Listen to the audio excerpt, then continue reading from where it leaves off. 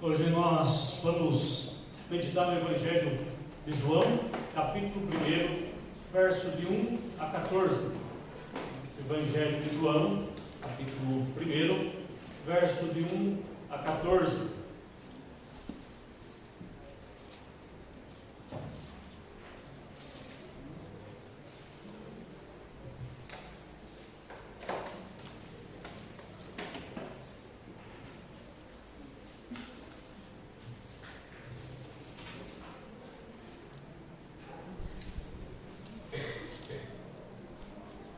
Evangelho de João, capítulo 1, verso de 1 a 14.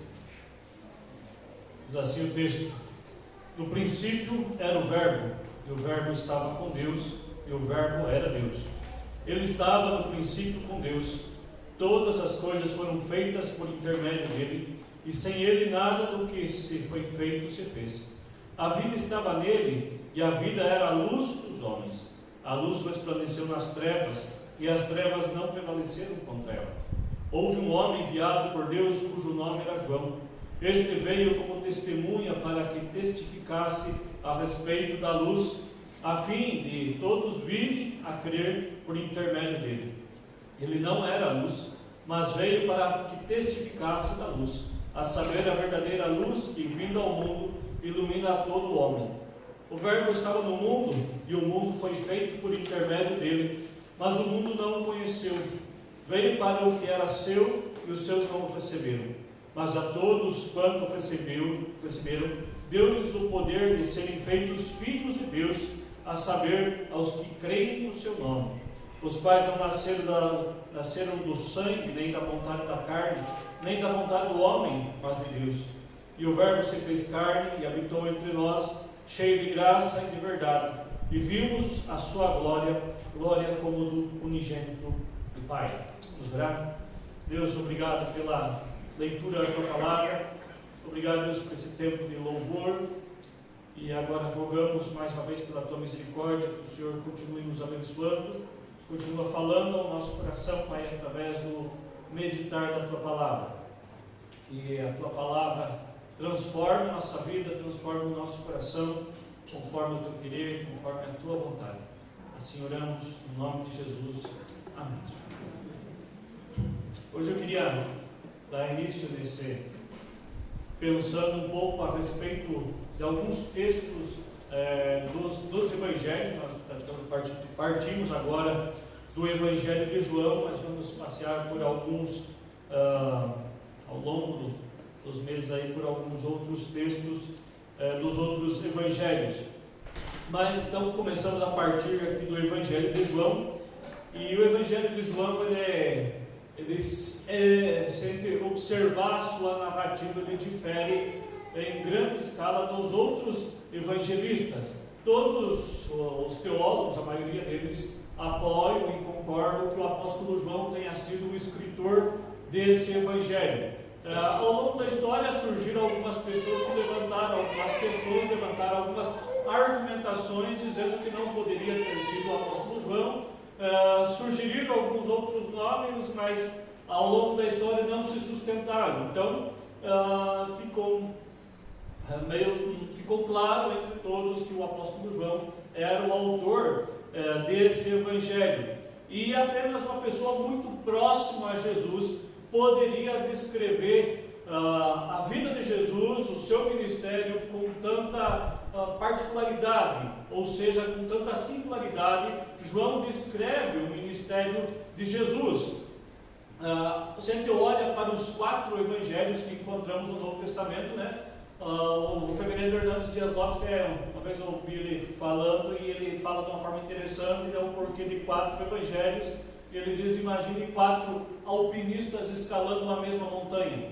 Cada um está escalando por um lado dessa montanha, e cada um está contando a sua experiência da escalada dessa montanha a partir do seu prisma, a partir do seu lado que ele está escalando, mas todos têm em comum a mesma montanha. Pensando a partir dos evangelhos, os 4 evangelhos vão narrar a vida de Jesus, o seu ministério, mas cada um a partir de um prisma, cada um falando para os seus leitores, tendo em vista as pessoas que seriam os receptores daquele determinados grupos, né? Então, por isso, os evangelhos, alguns trazem alguns elementos que você não encontra em outros, mas todos têm em comum a vida e ministério de Jesus. João tem um propósito que fica muito explícito lá no capítulo 20 do seu evangelho, o porquê que ele escreve esse evangelho. No capítulo 20, se você está com a Bíblia aberta, você pode acompanhar comigo, no capítulo 20, o verso 30 e 31.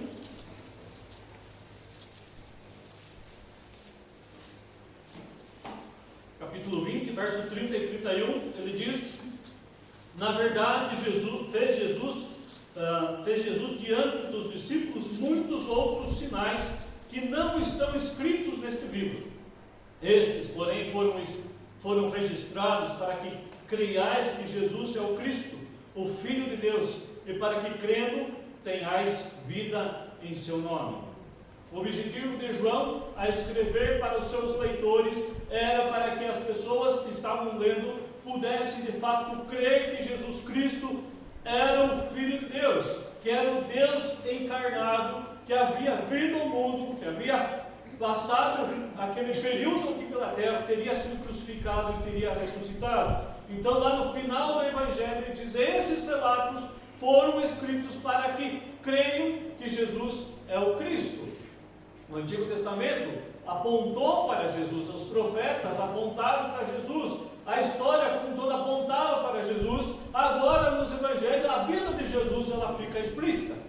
E João então conclui, já no finalzinho aqui do seu Evangelho, e diz que todas essas coisas foram escritas para que as pessoas pudessem crer que Jesus era o Cristo.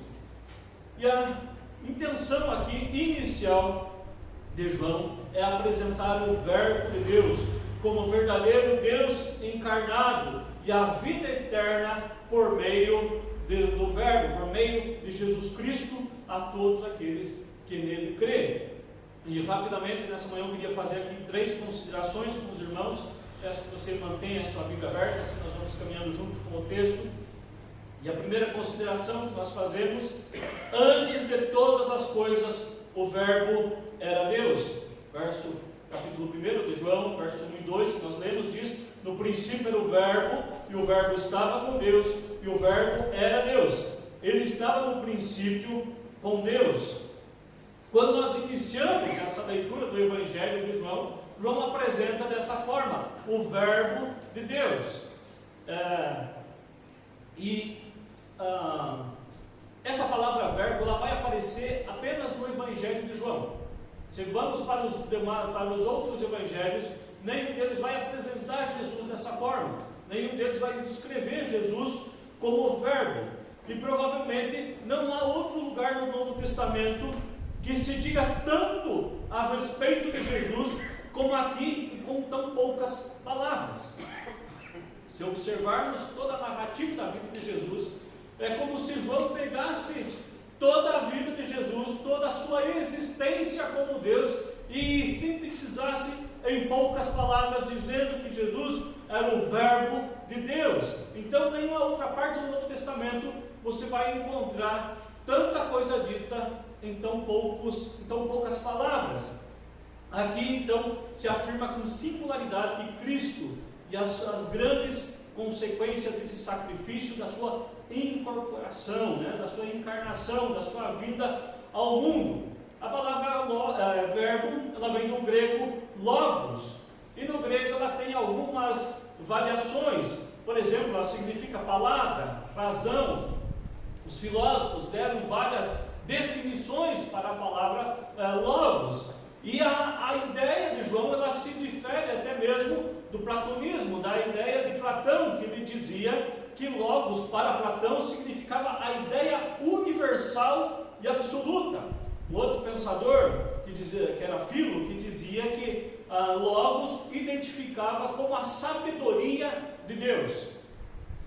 Ou seja, para um era a ideia universal, absoluta de todas as coisas. Para outro era a sabedoria de todas as coisas, sabedoria que envolvia todo o universo. Mas João ele vai muito mais além de tudo isso, e ele aponta o Verbo como uma pessoa, não apenas como uma ideia, não apenas como palavra, mas aponta para o Verbo como a pessoa de Jesus Cristo. Ele aponta para Deus encarnado, Deus vindo ao mundo na pessoa de Jesus Cristo. Para João, Logos, a palavra Logos, ela servia de ponte, tanto para o mundo grego quanto para o mundo judaico. Se a expressão Logos tinha a ideia de razão, existência de todas as coisas, o Antigo Testamento narrava a criação de todas as coisas. De Gênesis, começamos a conhecer a criação de Deus a partir do momento que Deus vai chamando a existência todas as coisas e elas passam a existir. Então, Deus é a razão da existência de todas as coisas existem por meio da vontade de Deus. Por outro lado, para o mundo grego, a ideia de Logos também trazia a ideia de razão, pensamento, também se estendia a essa linha. Então nós temos no Antigo Testamento a revelação de Jesus, a revelação que está implícita de Jesus no Antigo Testamento, mas ainda assim ela se torna uma revelação incompleta. No Novo Testamento nós temos a revelação agora completa, perfeita e completa. Porque agora o Logos não mais é apenas essa razão, a convicção da criação de todas as coisas, da existência de todas as coisas, mas ela é manifesta em Jesus. Jesus agora adentra a história. Ele faz parte da humanidade, ele está entre as pessoas. Ele se assenta com os pecadores, ele come com os pecadores, ele vive a sua juventude. Nós não temos nenhum relato de como foi a vida de Jesus antes do seu ministério, apenas com algumas pequenas informações lá quando Jesus aos 12 anos está no templo, no meio dos doutores, e está dialogando com os doutores a ponto de deixar os caras embaraçados. E o momento em que Jesus é levado ao templo, ainda quando bebê, para ser apresentado, ser circuncidado, cumprindo-se assim o ritual da lei. Mas nós não temos outras informações a respeito de Jesus até o momento que ele começa o seu ministério. Mas então Jesus vive a sua vida normal entre uma sociedade. A razão da existência de todas as coisas agora ela está no meio das pessoas, está vivendo com as outras pessoas. Então, lá em 1 João, que nós até falamos há um tempo atrás, na primeira carta de João, não precisa os irmãos abrir, a primeira carta de João, capítulo 1, verso 1 e 2, o apóstolo João, quando escreve, ele diz o seguinte: o que era desde o princípio, o que temos ouvido e que temos visto com os nossos próprios olhos, o que contemplamos com as nossas mãos e as nossas mãos apalparam, com respeito ao verbo da vida. E a vida se manifestou a nós e temos visto, e dela damos testemunho e vô-la anunciamos. E a vida eterna, a qual estava com o Pai, nos foi manifesta. A vida eterna que estava com o Pai nos foi manifesta. Quando João escreve a sua primeira carta, ele testemunha a respeito do verbo da vida. Ele diz: o que os nossos olhos viram, as nossas mãos apalparam com relação ao verbo da vida. A vida eterna, a qual estava com o Pai, se manifestou no nosso meio. Ou seja, então não era uma razão, não era uma ideia abstrata, mas João apresenta o verbo de Deus como uma pessoa de Jesus, o Deus encarnado que visitou a humanidade. Por isso a palavra Logos para João ela tinha um significado ainda muito mais além do que qualquer outra filosofia poderia trazer. Logos para João era uma pessoa, e essa pessoa estava desde a eternidade. No Novo Testamento não há mais a promessa do Messias. O Messias agora era real, estava entre eles, havia visitado a humanidade. E um dos teólogos, Bruce, ele diz o seguinte: não é por acaso que o Evangelho inicia com a mesma frase de Gênesis 1:1, quando ele diz: no princípio, João começa o Evangelho dizendo: no princípio era o Verbo. Gênesis 1 começa dizendo: no princípio criou Deus os céus e a terra. Ele vai fazer uma amarra agora com a criação, desde lá do início, quando Deus chama à vida todas as coisas.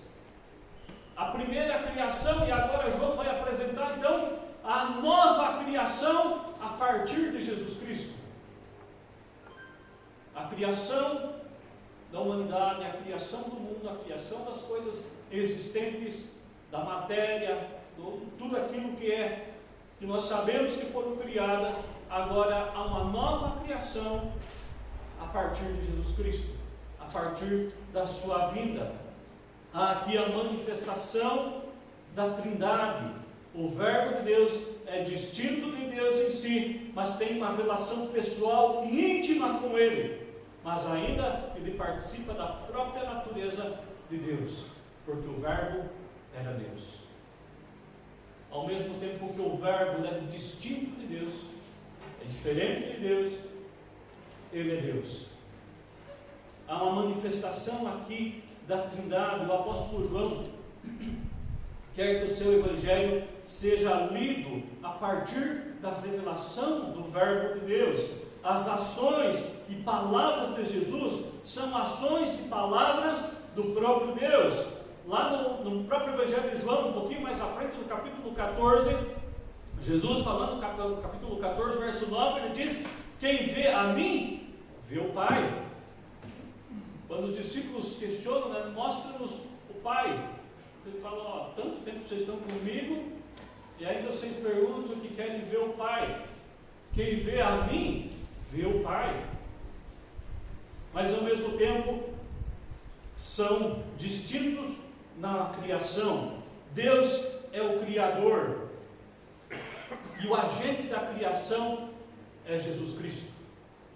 Deus é o Criador de todas as coisas. O agente da criação é Jesus Cristo. O relato de Gênesis inicia cada uma das ações de Deus com a frase: e disse Deus. A gente volta lá para Gênesis capítulo 1, a gente vai vendo a narrativa da criação, né? E vai começa a acontecer a criação, e disse Deus: haja luz. Isso lá no primeiro dia. E houve-luz. Aí prossegue: e disse Deus: haja, e houve. Ao mesmo tempo que há a vontade de Deus para que algo seja criado, a ação do Verbo de Deus na criação. Ou seja, o próprio Jesus Cristo estava lá na criação, criando todas as coisas a partir da vontade de Deus. A partir da palavra haja, e disse Deus: haja, então houve. Jesus traz à existência aquilo que não existia. Ele estava lá no início com Deus. No Salmos capítulo 33, verso 6, diz: os céus por sua palavra se fizeram. Os céus vieram a existir pela palavra de Deus e pela ação de Jesus Cristo. O mundo veio a existir pela palavra de Deus e pela ação de Jesus Cristo, na sua forma de criar.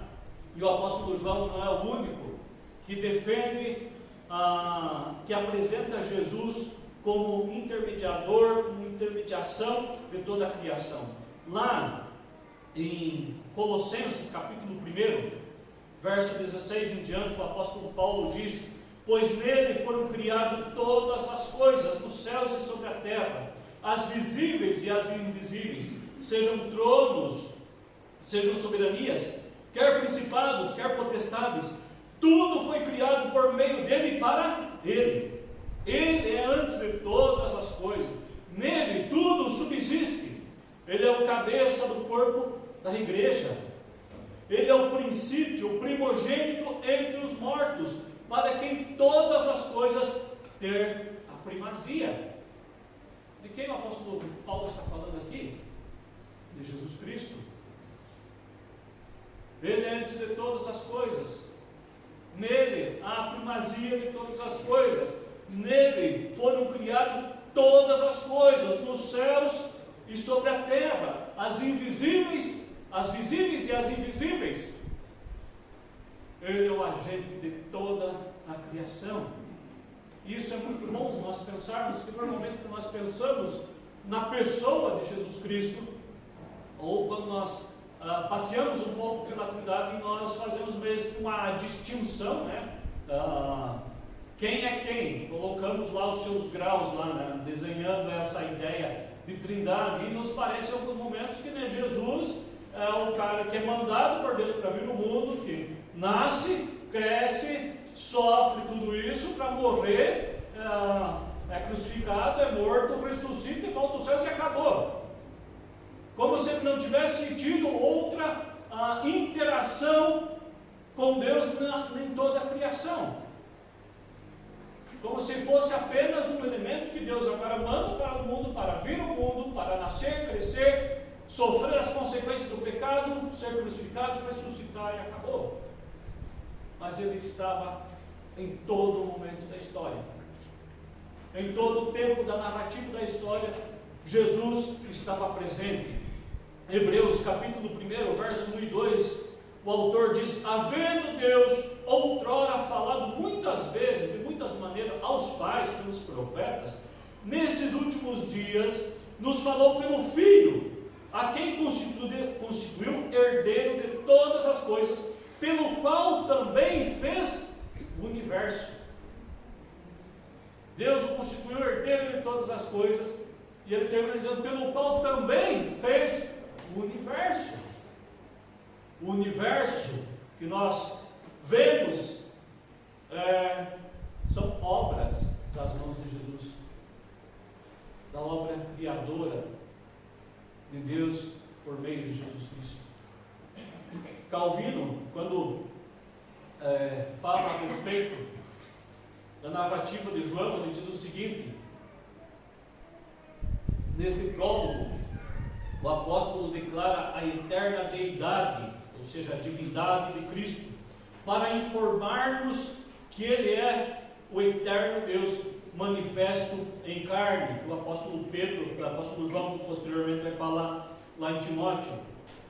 Seu objetivo é demonstrar que a restauração do gênero humano deveria ser efetuada pelo Filho de Deus, porque através do seu poder todas as coisas foram criadas, e é tão somente Ele que sopra vida e energia a todas as criaturas para que permaneçam em suas condições.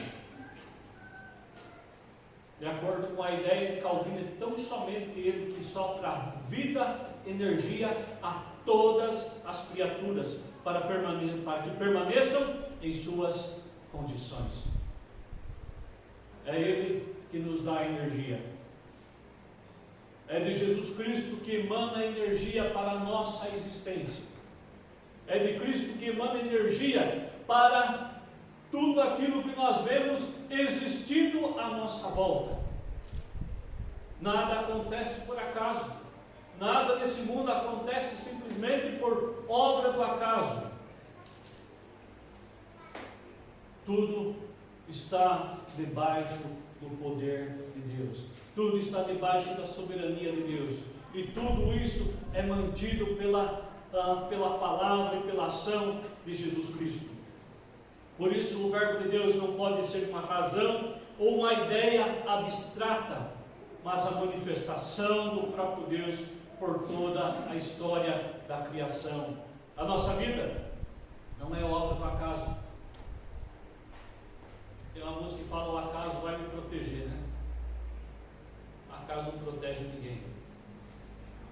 A nossa vida não é fruto do acaso, não é obra do acaso, mas é fruto da graça de Deus, fruto da manifestação de Deus para com a nossa vida, fruto da ação de Jesus Cristo na nossa vida.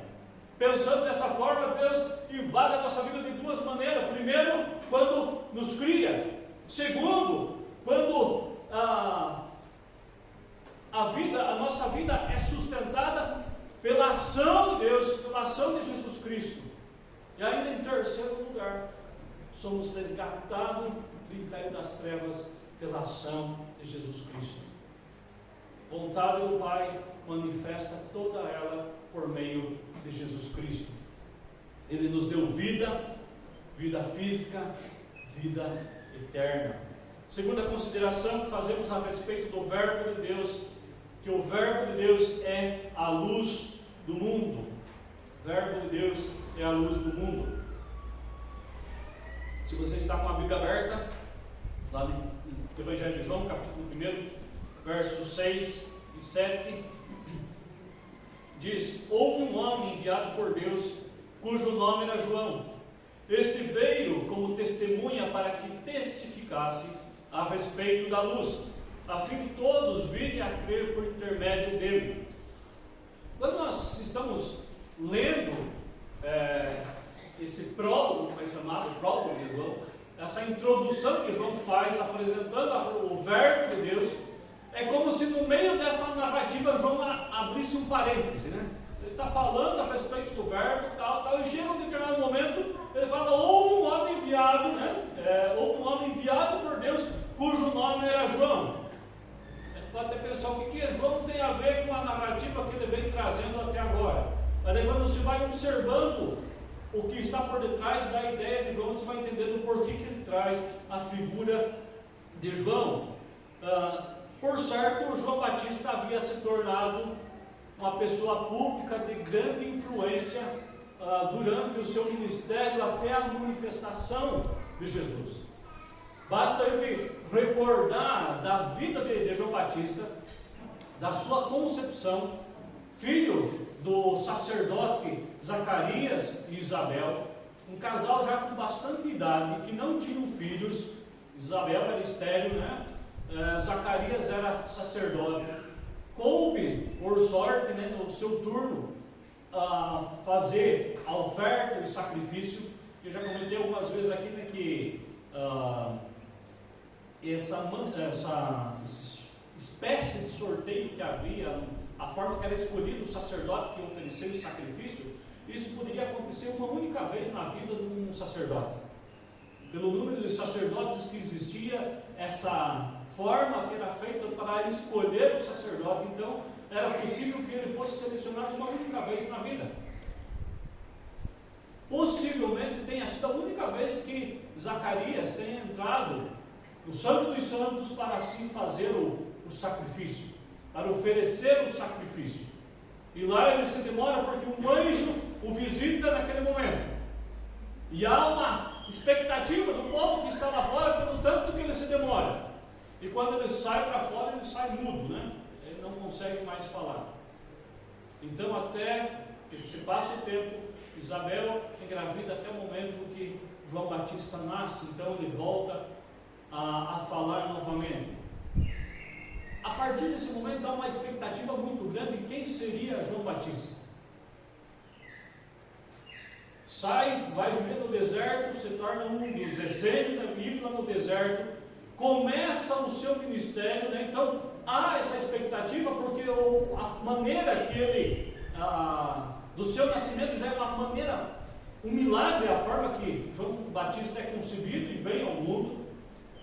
Chega esse momento que ele começa o seu ministério, ele vai para a beira dos rios e começa a pregar, e o seu discurso não é nada amistoso, não é nada da teologia da prosperidade, não é nada aí dos coach da vida, mas ele vem descendo o cajado no povo, chamando as de raça de víbora, vem chamando as pessoas ao arrependimento. E isso começa a chamar a atenção de muitas pessoas, e essas multidões vão afluindo para onde João Batista está para ouvir aquilo que ele vinha pregando. E muitas pessoas ouviram a sua mensagem, eram por ele batizadas pelos seus. Havia também os discípulos de João Batista que batizavam também. Ou seja, durante o seu ministério, até a manifestação de Jesus, João Batista é um cara que tem um grande destaque no meio do povo. Não é à toa, né, que ele é preso e lá na cadeia ele é decapitado por aquilo que ele vinha pregando. Então, quando João está escrevendo o seu evangelho, fazendo a introdução do seu evangelho, apontando para o Verbo de Deus, apontando para Jesus Cristo, ele traz a figura de João Batista como testemunha chave para aquilo que ele vinha discorrendo.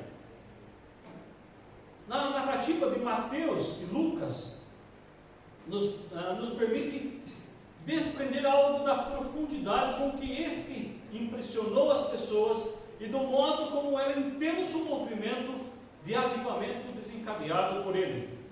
Não foram poucos naquele tempo os que foram atingidos no centro de sua vida e que levaram adiante a notícia desse poderoso homem de Deus. Então, João Batista era reconhecido como um homem de Deus, tido por algumas pessoas, pela multidão, como um profeta. Então, agora, quando João apresenta Jesus, e ele está falando a respeito do Verbo de Deus, ele traz a pessoa de João Batista, aquele que era um ícone no meio daquele povo, como testemunha-chave para aquilo que ele vinha falando a respeito do Verbo de Deus. E o próprio Jesus vai falar a respeito de João, lá no capítulo 5 do Evangelho de João mesmo, capítulo 5, verso 35 e 36, pode ir um pouquinho mais adiante.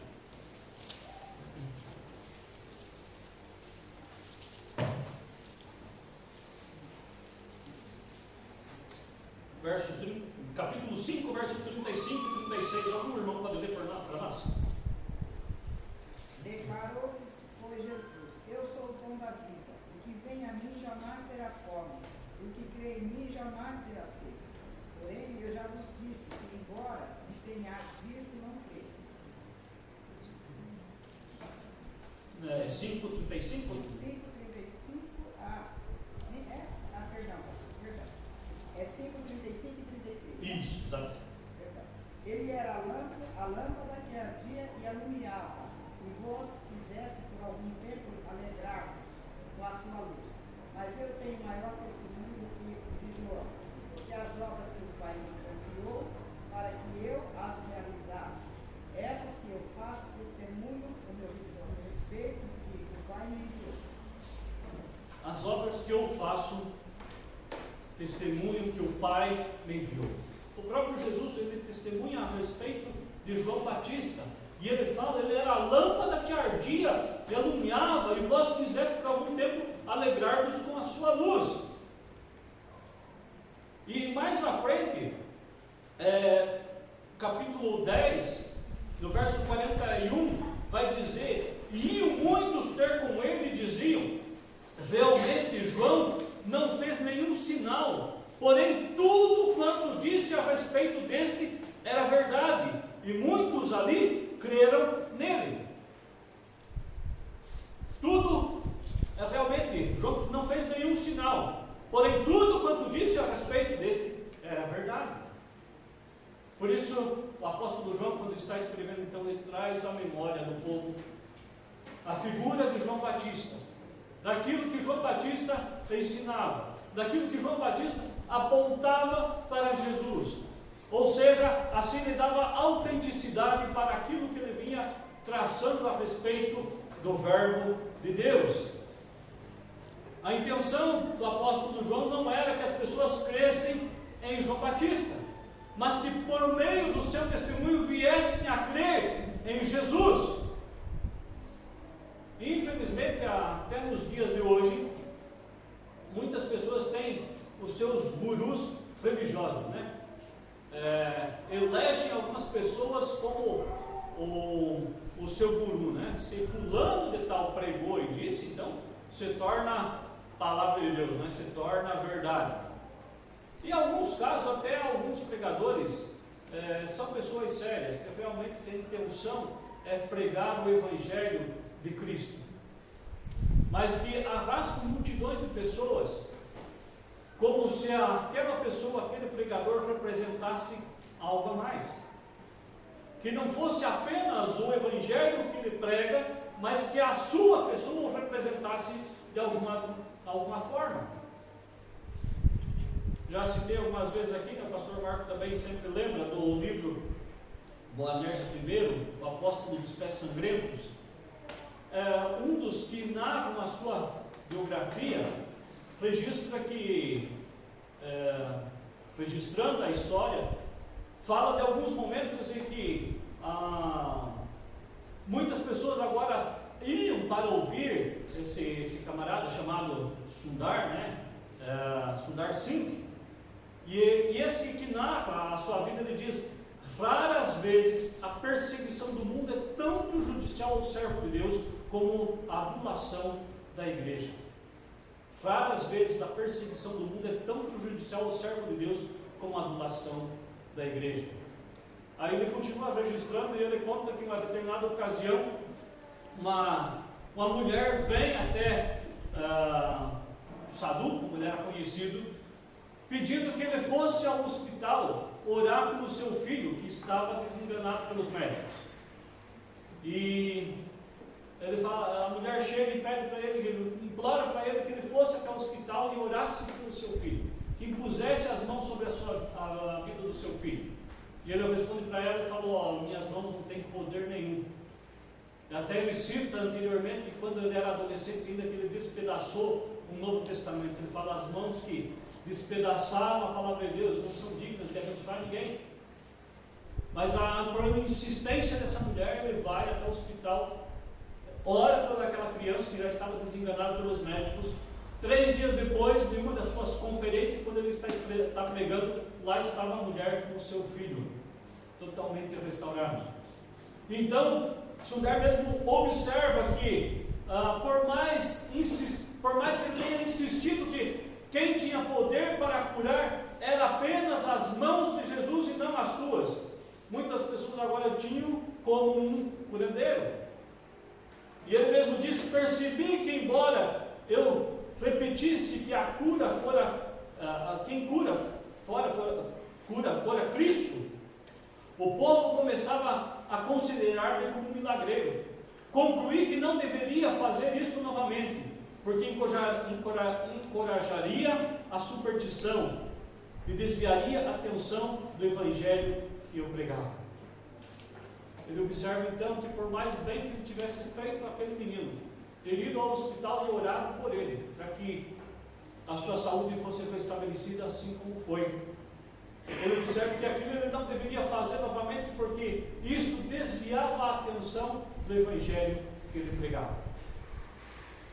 E como eu disse, hoje muitas pessoas têm seus gurus religiosos, os seus pregadores de preferência. Como disse, talvez a intenção do pregador seja de fato falar do evangelho, falar da graça de Deus, mas talvez a sua pessoa esteja tirando a atenção do evangelho mesmo. Nosso coração não pode ser seduzido por nada daquilo que não proceda da palavra de Deus, que não proceda da graça de Deus. Não devemos deixar que nada seduza o nosso coração a ponto de tirar os nossos olhos da cruz de Cristo. A verdadeira luz que vindo ao mundo ilumina todo homem. Só Jesus pode iluminar o nosso coração, só dele procede a verdadeira luz. Quando nós voltamos para Gênesis, nós começamos a ler o relato da criação, algo muito interessante acontece ali. No primeiro dia, lá disse Deus: haja luz, e houve luz, e viu Deus que a luz era boa. Aí você continua a narrativa, lendo as coisas como foram acontecendo. Chega lá no 4º dia e disse Deus: haja os luzeiros no firmamento para iluminar a terra. E fez separação entre dia e noite. Criou 2 grandes luzeiros e os colocou sobre o firmamento. O sol que ilumina o nosso dia foi criado só no 4º dia. Mas a luz que irradia o coração do ser humano estava lá no 1º dia. Haja luz e houve luz. E fez separação entre luz e trevas. A luz que vindo ao mundo ilumina o coração do homem, irradia o coração do homem, estava presente lá desde o primeiro ato da criação de Deus. A luz de Cristo é a única que deve irradiar o nosso coração, que deve trazer transformação ao nosso coração. Terceira e última consideração que nós fazemos: o Verbo de Deus nos faz filhos de Deus. O Verbo de Deus nos faz filhos de Deus. Verso 12 do texto que nós lemos diz: mas a todos quanto receberam, deu-lhes o poder de serem feitos filhos de Deus, a saber, aos que creem no seu nome.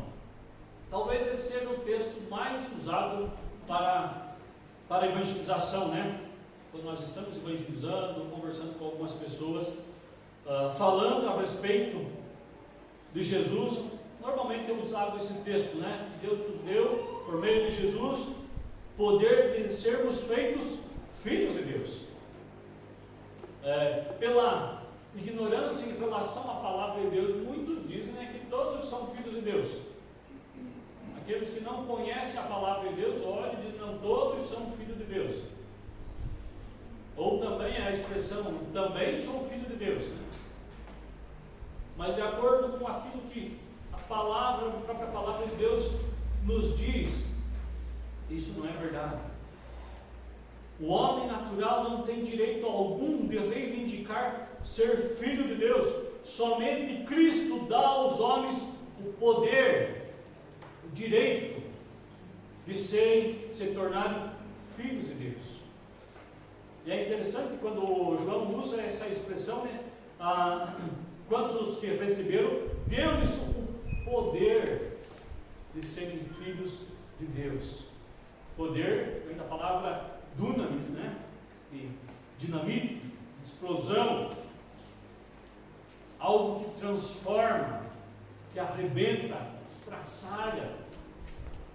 Então, a partir do momento que nos foi dado o direito, o poder de nos tornar filhos de Deus, há uma nova estrutura no nosso coração, um novo ser no nosso coração, agora totalmente diferente daquele primeiro. Algo quando explode, né, transforma tudo, né? Muda tudo. Poder é algo que traz energia, né? Eu já várias vezes que dei o exemplo, né, de quem tinha um Fusquinha mais antigo lá, né, quem tinha um dínamo, né, que era o que dava energia para você dar partida nele, né? Depois mudaram para o alternador, né, que dava bem menos problema. Mas o dínamo era o que dava a partida, que dava energia, era o que recarregava a bateria, né? Quem nos traz energia para o nosso coração, traz transformação, é apenas Jesus Cristo, por meio da graça de Deus. Visto que em Cristo começa o novo nascimento, por meio da atividade de Deus, como fonte de tudo. Esse nascimento não contém nenhum elemento humano, nem ocorre por vontade humana, mas tudo é graça e vontade de Deus. Não somos transformados, não somos feitos filhos de Deus pela nossa própria vontade, pelo nosso próprio interesse. Um belo dia você não acordou e decidiu que daquele momento em diante você era filho de Deus. Mas isso tomou conta do seu coração, não pela sua vontade, mas pela ação graciosa de Deus. Assim como em todo o movimento da criação e consumação de todas as coisas, há a vontade de Deus Pai e a manifestação de Jesus em cumprir com a vontade do Pai. O próprio Evangelho de João, no capítulo 5, no verso 30, diz: eu nada posso fazer de mim mesmo, na forma porque eu ouço, julgo. O meu juízo é justo, porque não procuro minha própria vontade, e sim daquele que me enviou. Um pouquinho mais à frente, capítulo 6, verso 38 ao 39, Jesus diz: porque eu desci do céu, não para fazer a minha própria vontade, e sim a vontade daquele que me enviou.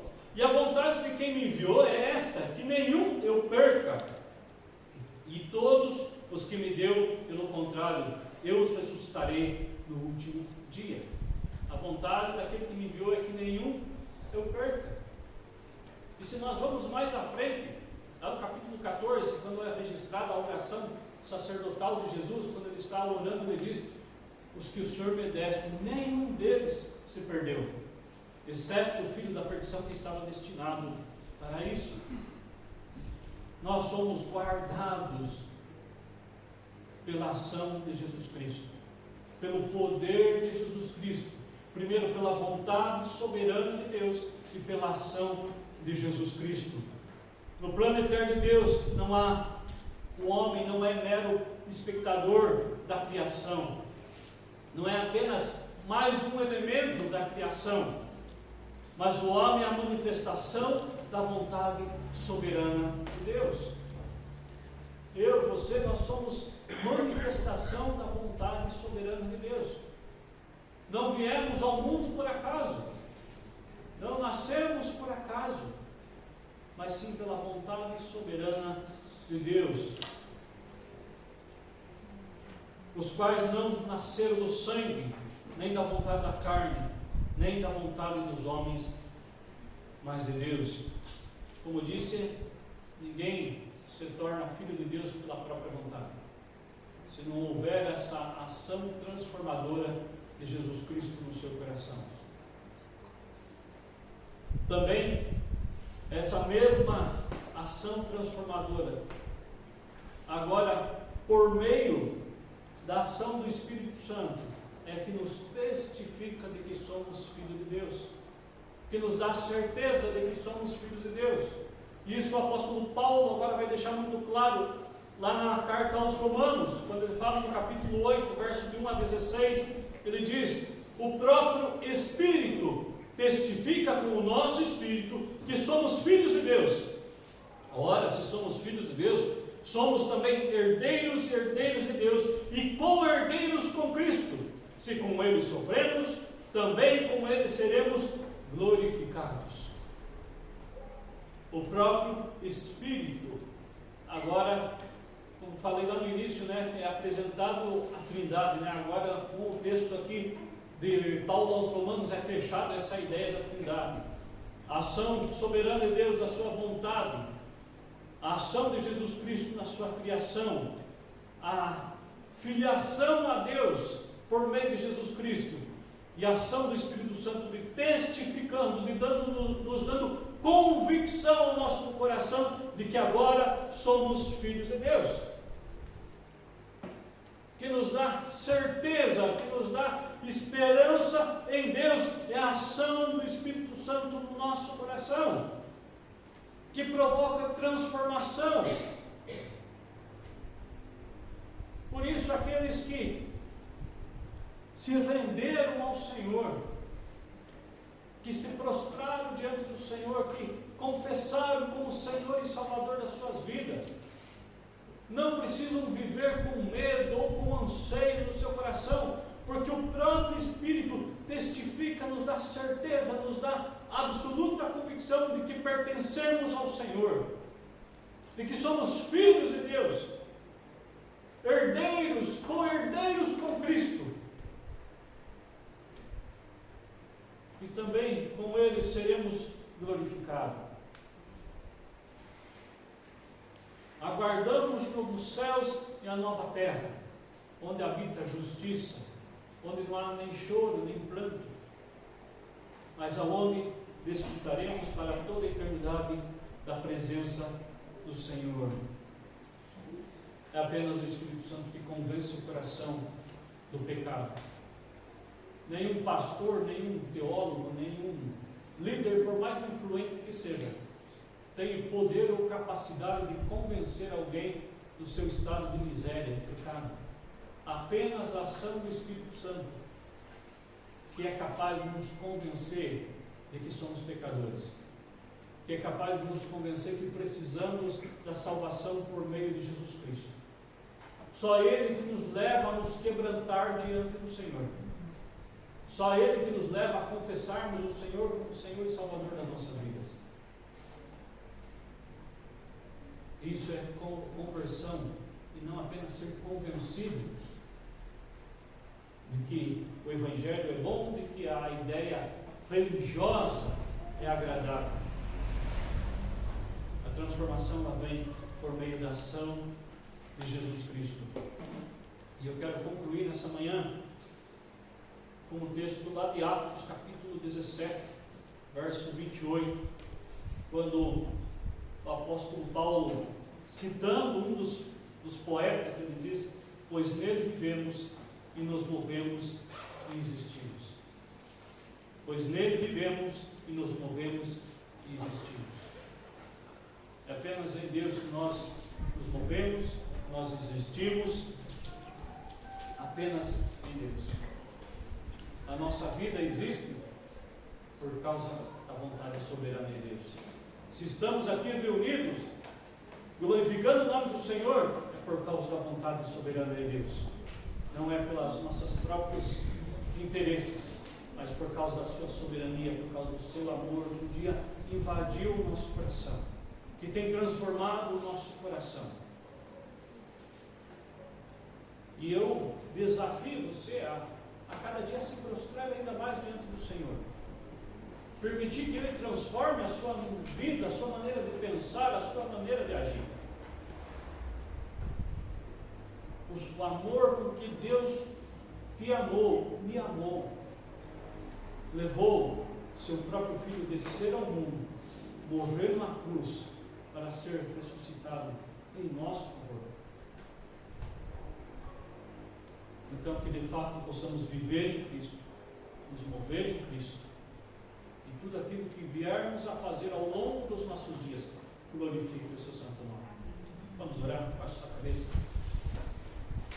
Pai, obrigado porque hoje nós podemos desfrutar dessa graça que invadiu o nosso coração, que nos deu vida, que nos deu certeza de que somos filhos de Deus, que não somos obras do acaso, mas que somos frutos da tua soberana vontade.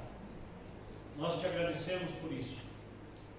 Pedimos assim, Pai, que o Senhor mova o nosso coração, transforma o nosso coração, para que possamos viver, ó Deus, de fato, nos espelhando em Cristo Jesus. Que o nosso desejo também, Pai, seja, assim como o desejo de Jesus, de fazer a tua vontade, Pai, e não a nossa, Senhor.